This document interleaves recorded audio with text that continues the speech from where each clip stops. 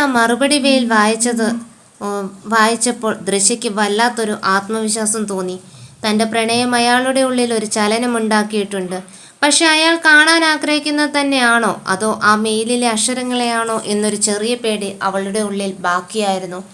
എങ്കിലും ഓഫീസിൽ നന്ദന്റെ മുന്നിലൂടെ നടക്കുമ്പോൾ അവൾക്കൊരു പ്രത്യേക ഗർവ് തോന്നി. ലോകം മുഴുവൻ ബഹുമാനിക്കുന്ന ആ ഗൗരവക്കാരനായ മനുഷ്യന് ഉള്ളിൽ തനിക്കായി ഒരിടമുണ്ടെന്ന രഹസ്യം അവൾക്ക് മാത്രം അറിയാവുന്നതാണല്ലോ. അന്ന് ഓഫീസിൽ വല്ലാത്ത തിരക്കായിരുന്നു. ഒരു വലിയ രാഷ്ട്രീയ വിവാദത്തിന്റെ റിപ്പോർട്ടിങ്ങുമായി ബന്ധപ്പെട്ട് എല്ലാവരും ഓട്ടത്തിലാണ്. മീറ്റിംഗ് റൂമിൽ നന്ദന്റെ നേതൃത്വത്തിൽ ചർച്ചകൾ നടക്കുന്നു. ദൃശ്യയും ആ ടീമിന്റെ ഭാഗമാണ്. നമുക്കിതിപ്പോൾ ഗ്രൗണ്ട് റിപ്പോർട്ട് വേണം. ആരും പോകാത്ത ഉൾഗ്രാമങ്ങളിൽ പോയി ആളുകളുടെ പ്രതികരണം അറിയണം. നന്ദൻ ഭൂപടത്തിലേക്ക് നോക്കി പറഞ്ഞു. സാർ, അവിടെ സൗകര്യങ്ങൾ കുറവായിരിക്കും. ആരെ വിടും? രാഘവൻ ചോദിച്ചു. നന്ദൻ ഒന്ന് ആലോചിച്ചു. അയാളുടെ കണ്ണുകൾ ദൃശ്യയുടെ നേർക്ക് തിരിഞ്ഞു. ദൃശ്യ പോകട്ടെ. പുതിയ കുട്ടിയാണെങ്കിലും അവളുടെ ഭാഷയ്ക്കും കാഴ്ചപ്പാടിനും ഒരു പ്രത്യേകതയുണ്ട്. കൂടെ ഒരു ക്യാമറാമാനും ഉണ്ടാവട്ടെ. ദൃശ്യ ഒന്ന് ഞെട്ടി. തൻ്റെ കരിയറിലെ ആദ്യത്തെ വലിയ അസൈൻമെന്റ് അതും നന്ദൻ തന്നെ ഏൽപ്പിച്ചിരിക്കുന്നു. മീറ്റിങ്ങിന് ശേഷം എല്ലാവരും പുറത്തിറങ്ങിയപ്പോൾ നന്ദൻ അവളുടെ അരികിലേക്ക് വിളിച്ചു. ദൃശ്യേ, ഇതൊരു റിസ്ക്കുള്ള ജോലിയാണ്. പേടിയുണ്ടോ? നന്ദൻ വളരെ സ്വാഭാവികമായി ചോദിച്ചു. ഇല്ല സാർ, എനിക്ക് താല്പര്യമാണ്. അവൾ അയാളുടെ കണ്ണുകളിലേക്ക് നോക്കി പറഞ്ഞു. ആ നോട്ടത്തിൽ പഴയ പേടിയല്ല, പകരം ഒരു പുതിയ ദൃഢനിശ്ചയമായിരുന്നു. നല്ലത്. യാത്രയുടെ കാര്യങ്ങളൊക്കെ സെറ്റ് ചെയ്തിട്ടുണ്ട്. നാളെ പുലർച്ചെ തന്നെ തിരിക്കണം. എന്തെങ്കിലും അത്യാവശ്യമുണ്ടെങ്കിൽ എന്നെ നേരിട്ട് വിളിക്കാം. നന്ദൻ തൻ്റെ ഫോൺ നമ്പറുള്ള ഒരു കാർഡ് അവൾക്ക് നേരെ നീട്ടി. ആ കാർഡ് വാങ്ങുമ്പോൾ ദൃശ്യയുടെ വിരലുകൾ നന്ദൻ്റെ കൈകളിൽ ഒന്ന് തട്ടി. ഒരു നിമിഷം അവൾ സ്തംഭിച്ചു നിന്നു. നന്ദൻ അവളെ ഒന്ന് സൂക്ഷിച്ചു നോക്കി. അയാളുടെ കണ്ണുകളിൽ ഒരു ചെറിയ സംശയം മിന്നി മറിഞ്ഞുവോ? അയാൾക്ക് ആ സ്പർശനം എവിടെയോ പരിചിതമായി തോന്നിയോ? ശരി സാർ, ഞാൻ തയ്യാറാണ്. അവൾ വേഗത്തിൽ അവിടെ നിന്ന് മാറി. അന്ന് വൈകുന്നേരം ഹോസ്റ്റലിലിരുന്ന് യാത്രയ്ക്കുള്ള സാധനങ്ങൾ പാക്ക് ചെയ്യുമ്പോൾ അവൾ ആലോചിച്ചത് നന്ദൻ്റെ നമ്പറിനെ കുറിച്ചാണ്. താൻ ഇത്രയും കാലം സ്വപ്നം കണ്ട ആ മനുഷ്യൻ്റെ നമ്പർ ഇപ്പോൾ തൻ്റെ കയ്യിലുണ്ട്. അവൾ ആ കാർഡ് നെഞ്ചോട് ചേർത്ത് പിടിച്ചു. പക്ഷെ അവളുടെ ഉള്ളിൽ ഒരു കുസൃതി ഉദിച്ചു. അവൾ ലാപ്ടോപ്പ് തുറന്ന് നന്ദനും ഒരു മെയിൽ കൂടി അയച്ചു. ഒരു യാത്ര. പ്രിയപ്പെട്ട നന്ദൻ സാർ, നാളെ ഞാൻ ഒരു യാത്ര പോവുകയാണ്. എൻ്റെ ജീവിതത്തിലെ ഏറ്റവും പ്രധാനപ്പെട്ട ഒരു ദൗത്യം. നിങ്ങളാണ് എനിക്ക് ഈ വഴി കാണിച്ചു തന്നത്. ഞാൻ ദൂരെ ആയിരിക്കുമ്പോഴും നിങ്ങളുടെ ഈ അക്ഷരങ്ങൾ കൂടെ ഉണ്ടാകണം. എൻ്റെ പ്രണയത്തിന് നിശബ്ദതയേക്കാൾ കൂടുതൽ കരുത്ത് നൽകുന്നത് നിങ്ങളുടെ മറുപടികളാണ്.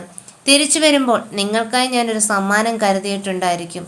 അത് എന്നെ തിരിച്ചറിയാനുള്ള ഒരു സൂചനയായിരിക്കും. പ്രിയപ്പെട്ടവൾ. മെയിൽ സെൻഡ് ചെയ്ത ശേഷം അവൾ ചിരിച്ചു.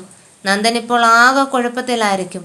അദ്ദേഹം അയക്കുന്ന പുതിയ റിപ്പോർട്ടറും താനും ഒരാളാണെന്ന് അയാൾക്ക് എപ്പോഴായിരിക്കും മനസ്സിലാക്കുക? ആ നിമിഷത്തിന് വേണ്ടിയാണ് അവൾ കാത്തിരുന്നത്. അന്ന് രാത്രി നന്ദൻ ആ മെയിൽ വായിക്കുമ്പോൾ അയാൾ വല്ലാതെ അസ്വസ്ഥനായി. ഇന്ന് പുതിയതായി ജോയിൻ ചെയ്ത ആ പെൺകുട്ടിയും നാളെ യാത്ര പോകുന്നു. ഈ മെയിൽ അയക്കുന്നവളും യാത്ര പോകുന്നു എന്ന് പറയുന്നു. ഇതൊരു യാദൃശ്ചികതയാണോ? നന്ദൻ സ്വയം ചോദിച്ചു. അയാൾ ദൃശ്യയുടെ ആ മുഖം വീണ്ടും ഓർത്തെടുത്തു. ആ നിഷ്കളങ്കമായ കണ്ണുകൾ, 10ാം ക്ലാസ്സിലെ ആ പെൺകുട്ടി, മെയിലിലെ പ്രണയിനി, എല്ലാം കൂടി അയാളുടെ തലയിൽ ഒരു വലിയ ചോദ്യചിഹ്നമായി മാറി. എങ്കിലും ആ യാത്ര അവൾക്ക് സുരക്ഷിതമായിരിക്കട്ടെ എന്ന് അയാൾ ആത്മാർത്ഥമായി ആഗ്രഹിച്ചു. നന്ദൻ മറുപടി ടൈപ്പ് ചെയ്തു. നിന്റെ യാത്ര മനോഹരമാകട്ടെ. നിനക്കായുള്ള കാത്തിരിപ്പിലാണ് ഞാൻ. തിരിച്ചു വരുമ്പോൾ ആ സമ്മാനത്തിനായി ഞാൻ അവിടെ ഉണ്ടാകും. ദൃശ്യ ആ മറുപടി വായിച്ച് സന്തോഷത്തോടെ ഉറങ്ങാൻ കിടന്നു. നാളെ മുതൽ നന്ദൻ്റെ നിർദ്ദേശങ്ങൾ കേട്ട് അയാളുടെ ശബ്ദത്തിന് കാതോർത്ത് തൻ്റെ ആദ്യത്തെ റിപ്പോർട്ടിംഗ് യാത്ര തുടങ്ങുകയാണ്. അത് വെറുമൊരു യാത്രയല്ല, പ്രണയത്തിലേക്കുള്ള ആദ്യത്തെ വലിയ ചുവടുവെപ്പായിരുന്നു. പുലർച്ചെ 5 മണിക്ക് തന്നെ ക്യാമറാമാൻ കിഷോറിനൊപ്പം ദൃശ്യ യാത്ര തിരിച്ചു. ഇടുക്കിയിലെ ഉൾഗ്രാമങ്ങളിലെ തോട്ടം തൊഴിലാളികളുടെ ജീവിതത്തെക്കുറിച്ചുള്ള റിപ്പോർട്ടായിരുന്നു നന്ദൻ അവൾക്ക് നൽകിയ ആദ്യത്തെ ദൗത്യം. കാർ നഗരത്തിൻ്റെ തിരക്കുകളിൽ നിന്ന് മാറി മലനിരകളിലേക്ക് കയറി തുടങ്ങിയപ്പോൾ ദൃശ്യ ജനാലയിലൂടെ പുറത്തെ മഞ്ഞുമൂടിയ മലനിരകളിലേക്ക് നോക്കിയിരുന്നു. അവളുടെ ബാഗിൽ നന്ദൻ നൽകിയ വിസിറ്റിംഗ് കാർഡ് ഭദ്രമായി ഇരിപ്പുണ്ടായിരുന്നു. യാത്രയ്ക്കിടയിൽ അവൾ ഓരോ കാര്യങ്ങളും ഡയറിയിൽ കുറിച്ചു വെച്ചു. ഉച്ചയോടെ അവർ ലക്ഷ്യസ്ഥാനത്തെത്തി. അവിടുത്തെ ലയങ്ങളിലെ ദുരിത ജീവിതവും തൊഴിലാളികളുടെ പരാതികളും ദൃശ്യ വളരെ ശ്രദ്ധയോടെ കേട്ടു. ഓരോരുത്തരോട് സംസാരിക്കുമ്പോൾ നന്ദൻ പറഞ്ഞ വരികളാണ് അവളുടെ ഉള്ളിൽ മുഴുകിയത്. മനുഷ്യരുടെ വേദനകൾ നിന്റെ അക്ഷരങ്ങളിൽ ഉണ്ടാവണം. വൈകുന്നേരം ഒരു ചെറിയ കുന്നിൻപുറത്തിരുന്ന് റിപ്പോർട്ട് തയ്യാറാക്കുമ്പോഴാണ് അവളുടെ ഫോൺ ശബ്ദിച്ചത്. സ്ക്രീനിൽ തെളിഞ്ഞ ആ അപരിചിത നമ്പർ കണ്ടപ്പോൾ തന്നെ അവൾക്കത് നന്ദനാണെന്ന് മനസ്സിലായി. ഹൃദയമിടിപ്പോടെ അവൾ ഫോൺ എടുത്തു. ഹലോ, ദൃശ്യല്ലേ? നന്ദനാണ്. മറുപുറത്ത് ആ ഗാംഭീര്യമുള്ള ശബ്ദം. അതെ സാർ, പറഞ്ഞോളൂ. അവിടെ എത്തിയോ? കാലാവസ്ഥയൊക്കെ എങ്ങനെയുണ്ട്? ബുദ്ധിമുട്ടുകൾ വല്ലതുമുണ്ടോ? വളരെ ലളിതമായ ചോദ്യങ്ങൾ. ഒരു മേലധികാരി എന്നതിനപ്പുറം ഒരു സഹോദരനെ, സുഹൃത്തിനെ പോലെ അയാൾ അന്വേഷിച്ചു. എത്തി സാർ, ഇവിടെ മഴയുണ്ട്. ആളുകളുമായി സംസാരിച്ചു തുടങ്ങി. നാളെ ഉച്ചയോടെ റിപ്പോർട്ട് ഫൈനലൈസ് ചെയ്യാം. നന്നായി. ഒരു കാര്യം ശ്രദ്ധിക്കണം, അവിടെ റേഞ്ച് കുറവായിരിക്കും. രാത്രി അധികം പുറത്തിറങ്ങണ്ട. എന്തെങ്കിലും ആവശ്യമുണ്ടെങ്കിൽ എന്നെ വിളിക്കാൻ മടിക്കണ്ട. ശരി സാർ. സാർ ഭക്ഷണം കഴിച്ചോ? അവൾ അറിയാതെ ചോദിച്ചുപോയി. മറുപുറത്ത് നന്ദൻ ഒരു നിമിഷം നിശബ്ദനായി. ആ ചോദ്യത്തിലെ സ്വാഭാവികമായ കരുതൽ അയാളെ ഒന്ന് സ്പർശിച്ചു. കഴിച്ചു. നീയും സമയത്തിന് ഭക്ഷണം കഴിക്കണം. ശരി ദൃശ്യ, ഗുഡ് നൈറ്റ്. ഫോൺ വെച്ച ശേഷം ദൃശ്യ കുറേ നേരം ആ കുന്നിൻപുറത്ത് തന്നെ ഇരുന്നു. നന്ദൻ തന്നെ വിളിച്ചിരിക്കുന്നു. ആദ്യമായി തൻ്റെ ആ ശബ്ദത്തിലൂടെ ഫോണിൽ കേൾക്കുമ്പോൾ അവൾ അനുഭവിച്ച സന്തോഷം പറഞ്ഞറിയിക്കാൻ കഴിയാത്തതായിരുന്നു. അന്ന് രാത്രി ലയത്തിലെ ഒരു ചെറിയ മുറിയിലിരിക്കുമ്പോൾ അവൾ നന്ദന് വീണ്ടും മെയിൽ അയച്ചു. ഈ തണുപ്പിൽ നിങ്ങളുടെ ശബ്ദം. പ്രിയപ്പെട്ട നന്ദൻ സാർ, ഇവിടെ നല്ല തണുപ്പാണ്. കാറ്റിന് പ്രണയത്തിൻ്റെ ഗന്ധമുണ്ട്. ഇന്ന് നിങ്ങളുടെ ശബ്ദം കേട്ടപ്പോൾ എൻ്റെ തണുപ്പൊക്കെ മാറിപ്പോയതുപോലെ തോന്നി. നിങ്ങൾ എന്നെ വിളിക്കുമെന്ന് ഞാൻ ഒട്ടും പ്രതീക്ഷിച്ചിരുന്നില്ല. എന്നെക്കുറിച്ച് നിങ്ങൾക്കുള്ള ആ ചെറിയ കരുതൽ പോലും എനിക്ക് വലിയൊരു നിധിയാണ്. നിങ്ങൾ അറിയുന്നുണ്ടോ സാർ, എൻ്റെ ഈ യാത്രയിൽ ഓരോ നിമിഷവും നിങ്ങൾ കൂടെയുണ്ട്. ഓരോ മനുഷ്യരോട് സംസാരിക്കുമ്പോൾ നിങ്ങളുടെ ഉപദേശങ്ങളാണ് എനിക്ക് വഴികാട്ടുന്നത്. നമ്മൾ തമ്മിലുള്ള ഈ ദൂരം കുറഞ്ഞുകൊണ്ടിരിക്കുകയാണ് എന്നാണ് എനിക്ക് തോന്നുന്നത്. തിരികെ വരുമ്പോൾ എൻ്റെ കയ്യിലുള്ള ആ സമ്മാനം നിങ്ങളെ വല്ലാതെ അത്ഭുതപ്പെടുത്തും. പ്രിയപ്പെട്ടവൾ. നന്ദൻ അപ്പോൾ ഓഫീസിൽ തൻ്റെ ഡെസ്കിലിരിക്കുകയായിരുന്നു. മെയിൽ വന്ന നോട്ടിഫിക്കേഷൻ കണ്ടപ്പോൾ അയാൾ വേഗത്തിൽ അത് തുറന്നു. ഇന്ന് നിങ്ങളുടെ ശബ്ദം കേട്ടപ്പോൾ എന്ന വരി കണ്ടപ്പോൾ നന്ദൻ ഒന്ന് ഞെട്ടി. അയാൾ ദൃശ്യയെ വിളിച്ചിട്ട് അധികം സമയമായിട്ടില്ല. ഈ മെയിൽ അയക്കുന്നവളും ദൃശ്യയും ഒരാളാണെന്ന സംശയം അയാളിൽ വീണ്ടും ബലപ്പെട്ടു. പക്ഷെ അയാൾ അത് വിശ്വസിക്കാൻ മടിച്ചു. ഇതൊരു യാദൃശ്ചികതയായിരിക്കുമോ, അതോ ദൃശ്യ തന്നെയാണോ എന്നെ പ്രണയിക്കുന്ന ഈ അജ്ഞാത സുന്ദരി? നന്ദൻ ദൃശ്യയുടെ നമ്പറിലേക്ക് നോക്കി. അവൾ അയച്ച മെയിലിലെ ഓരോ വികാരവും അയാൾ ഫോണിലൂടെ കേട്ട ആ ശബ്ദത്തിൽ ഒളിഞ്ഞു കിടപ്പുണ്ടോ? അയാൾക്ക് ഒരൊറ്റ ഫോൺ കോളിലൂടെ അത് ചോദിക്കണമെന്നുണ്ടായിരുന്നു. പക്ഷെ അയാൾ സ്വയം നിയന്ത്രിച്ചു. ആ നിഗൂഢത അവസാനിക്കുന്ന നിമിഷത്തിനായി കാത്തിരിക്കുന്നതാണ് നല്ലതെന്ന് അയാൾക്ക് തോന്നി. അയാൾ മറുപടി അയച്ചു.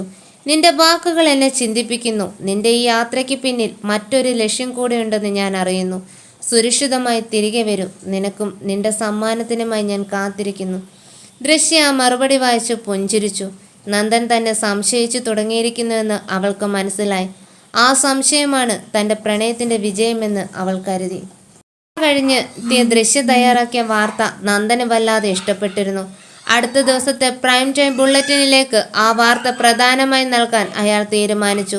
ദൃശ്യേ, നീ തയ്യാറാക്കിയ റിപ്പോർട്ടിൻ്റെ ഫൈനൽ സ്ക്രിപ്റ്റും കുറച്ച് റെഫറൻസ് ലിങ്കുകളും എനിക്ക് ഉടനെ ഒന്ന് മെയിൽ ചെയ്യണം.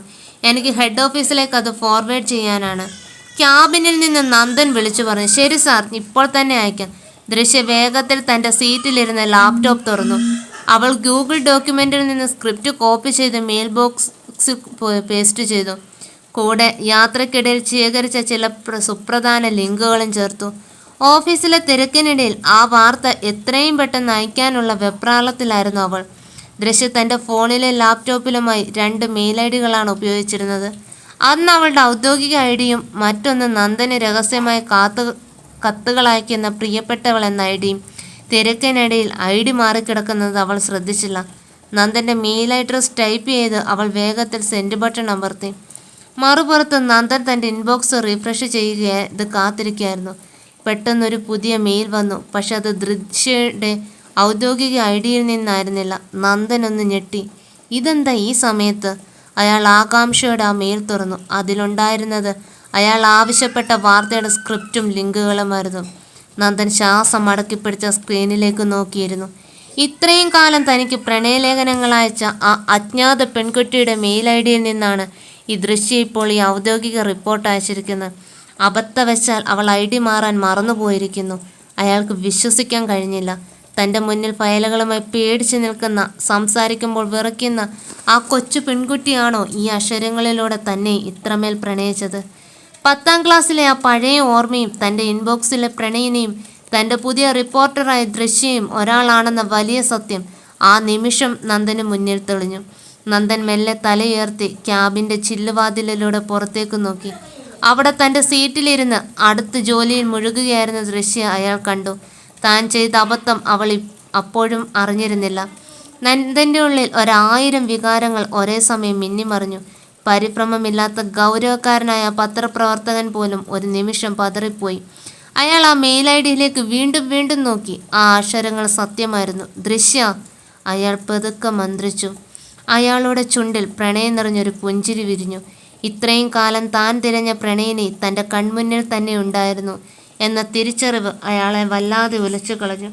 അയാൾ എഴുന്നേറ്റ് തൻ്റെ ഫോൺ എടുത്തു. എന്നിട്ട് അവൾക്കൊരു മെയിൽ ടൈപ്പ് ചെയ്തു. പക്ഷെ ഇത്തവണ അത് പ്രിയപ്പെട്ടവൾക്കുള്ള മറുപടിയായിരുന്നില്ല, മറിച്ച് ദൃശ്യയ്ക്കുള്ള മറുപടിയായിരുന്നു. ദൃശ്യ തൻ്റെ സീറ്റിലിരുന്ന് അടുത്ത റിപ്പോർട്ടിൻ്റെ പണിപ്പുരയിലായിരുന്നു. പെട്ടെന്നാണ് അവളുടെ ഫോണിൽ നന്ദൻ്റെ മെസ്സേജ് വന്നിൽ. ഓഫീസിലെ ഇൻറ്റേർണൽ മെസ്സഞ്ചറിലൂടെ വന്ന ആ വരികൾ അവൾ ശ്വാസം മടക്കി പിടിച്ച് വായിച്ചു. ദൃശ്യേ, ആ വാഷ്റൂമിനടുത്തുള്ള ഇടനാഴിയിലേക്കൊന്ന് വരാമോ? എനിക്കൊരു കാര്യം സംസാരിക്കാനുണ്ട്. അതൊരു സാധാരണ വിളി മാത്രമാണെന്ന് കരുതി ദൃശ്യ എഴുന്നേറ്റു. നന്ദൻ സാറിന് വല്ല ഫയലും വേണമായിരിക്കുമെന്ന് കരുതി അവൾ വേഗത്തിൽ അങ്ങോട്ടേക്ക് നടന്നു. ഓഫീസിൻ്റെ ആ ഭാഗം അല്പം തിരക്ക് കുറഞ്ഞതായിരുന്നു. ഇടനാഴിയുടെ പകുതിയിലെത്തിയപ്പോൾ അവിടെ ആരെയും കണ്ടില്ല. പെട്ടെന്നൊരു നിഴൽ പോലെ ഒരാൾ അവളുടെ പിന്നിലെത്തി. ദൃശ്യ തിരിഞ്ഞു നോക്കാൻ തുടങ്ങുന്നതിന് മുമ്പ് നന്ദൻ അവളെ തടഞ്ഞു. പരുക്കനായ എന്നാൽ പ്രണയം നിറഞ്ഞ കൈകൾ അവളുടെ ഇടുപ്പിൽ മുറുകി. ഒരൊറ്റ വലിക്ക് അയാൾ അവളെ തന്നിലേക്ക് ചേർത്ത് നിർത്തി. ദൃശ്യ നടുക്കത്തോടെ നന്ദൻ്റെ നെഞ്ചിലേക്ക് വീണു. അവളുടെ ശ്വാസം നിലച്ചുപോയി. ഇത്രയും കാലം ദൂരെ നിന്നും മാത്രം കണ്ടിരുന്ന കണ്ണുകൾ ഇപ്പോൾ തൻ്റെ കണ്ണിന് തൊട്ടടുത്ത്.